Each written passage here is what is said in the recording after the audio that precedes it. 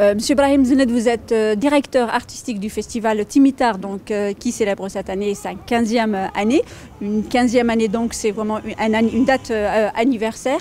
Comment vous comptez justement célébrer cet événement pour cette année et notamment à travers la programmation? Effectivement, le festival Timitar célèbre cette année sa 15e édition. C'est un rendez-vous incontournable de la scène, en tout cas culturelle, au Maroc et en Afrique de manière générale. C'est un rendez-vous qui célèbre la diversité culturelle du Maroc, notamment la musique amazigh qui est très présente dans sa programmation.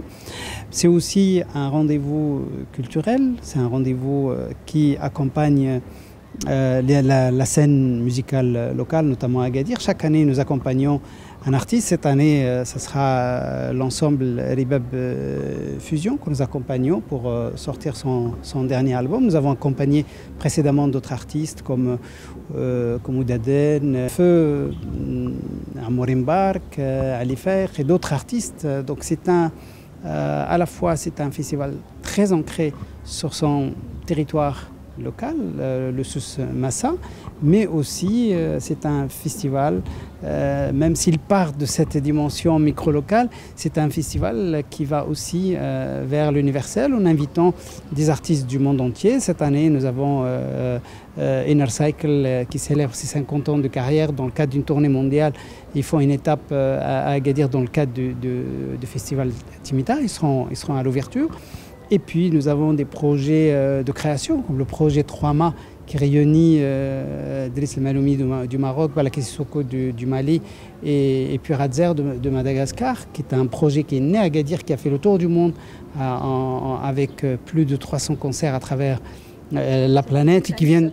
Tout à fait, et qui vient de sortir son deuxième album, donc ils seront avec nous. On a des artistes comme Amel Metlouti qui sera des nôtres. La nouvelle scène de Rai sera également présente avec Deuzi, avec Younes, avec Ayman Serhani, mais aussi la scène musique actuelle avec des artistes comme Shaifin, mais aussi Imran de la scène locale, sans oublier Oudaden, sans oublier l'hommage rendu à la scène des Rois, qui est une scène extrêmement dynamique et très attendue. Les groupes d'Ahwash sont également présents avec nous. C'est un programme extrêmement riche qui va de la partie patrimoine aux musiques actuelles.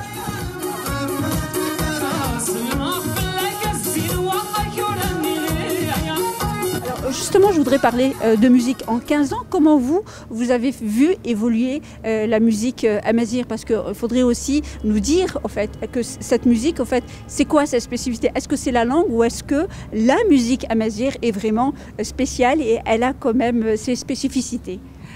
La musique amazigh, au-delà de sa pratique, elle a un rôle sociétal. Elle est présente dans le quotidien dans la région de Souss. Au-delà de la pratique de l'ahwash qui est pratiquée aussi par les amateurs ou la musique des rois, il y a aussi une nouvelle scène actuelle qui fait de l'électro, qui fait du rap, qui fait du hip-hop, qui est également dynamique. Et le festival a été quelque part une vitrine pour ces musiques, parce que toutes ces musiques pendant ces 15 années ont été présentes pas uniquement sur la scène marocaine, mais aussi à travers le monde. Beaucoup de nos artistes ont été présents sur des manifestations à travers le monde, que ce soit aux États-Unis, ou au Canada, en Amérique latine, mais également en Europe. Donc le festival a été une sorte de locomotive qui a accompagné cette scène à la fois vers une pratique plus moderne, en accompagnant l'enregistrement de beaucoup d'artistes, mais également dans le débat d'idées que nous développons avec eux, mais aussi dans le dialogue. Donc je pense que c'est une musique, en tout cas dans la région de Souss, je pense, après peut-être la région de Chaouia, reste la région la plus dynamique en termes de production musicale. Justement, je sais que vous venez de produire, hein, il faut le dire, vous avez plusieurs casquettes, mais j'en profite, vous avez produit une anthologie de la Haïta. Est-ce qu'on peut imaginer produire une anthologie de la musique amazigh? Il y a un projet qui est en cours et qui avance pas trop mal, c'est l'anthologie des Rouaïs. C'est une des pratiques les plus riches au Maroc. Il y a des centaines d'artistes qui sont encore là à perpétuer cette belle tradition. Beaucoup malheureusement nous ont quittés, mais je pense qu'il est extrêmement urgent de fixer une façon de parler ou d'enregistrer les grands raïs vivants aujourd'hui, à la fois pour préserver ce patrimoine commun, mais également pour peut-être pousser ou donner envie aux jeunes vers cette pratique extrêmement riche au Maroc.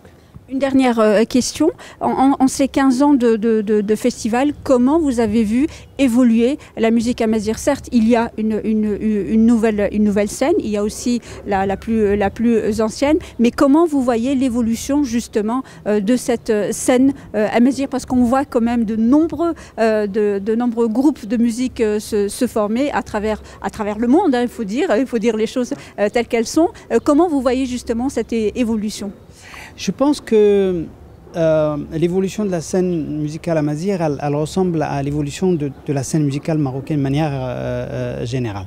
On a quelques figures qui ont marqué l'histoire. Il y a des jeunes qui aujourd'hui s'imposent. Il y a des figures comme Hindi Zahra qui a marqué la scène marocaine avec une expression amazigh dans son travail, mais aussi des artistes locaux comme Riba Fusion qui font un excellent travail, Imran, mais aussi Oudaden, qui ont qui sont très attendus, pas uniquement par la communauté amazigh, mais par l'ensemble des Marocains. À chaque fois qu'ils se produisent, pas uniquement dans la région, mais quand ils se produisent aussi à Casablanca ou à Paris ou à Amsterdam, ils ont toujours le même succès. Je pense qu'on peut aller au-delà, c'est les outils, si ces artistes sont accompagnés, on peut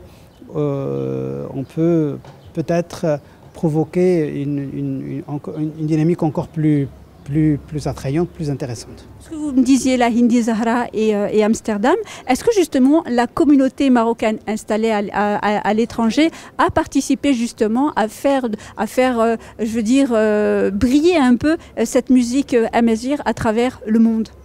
Effectivement, la communauté marocaine à l'étranger n'a jamais été détachée de la source. Quelque part, pratiquement, cette communauté a apporté beaucoup, notamment au répertoire de Rouaïs, au répertoire des groupes, parce qu'il y a au-delà de la nostalgie que quand les parents, la première génération des immigrés à l'égard de cette pratique, mais la jeunesse a envie aussi, à travers le contact avec ces artistes, de maintenir un contact avec sa culture ancestrale ou sa culture d'origine.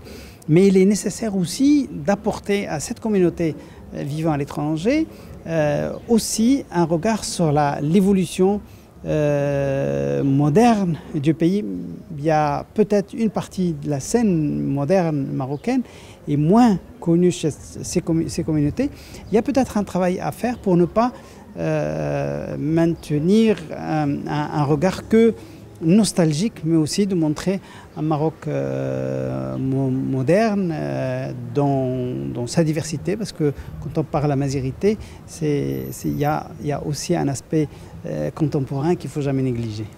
Monsieur Brahim Zened, je rappelle que vous êtes le directeur artistique du Festival de Timitar. Merci beaucoup d'avoir été avec nous.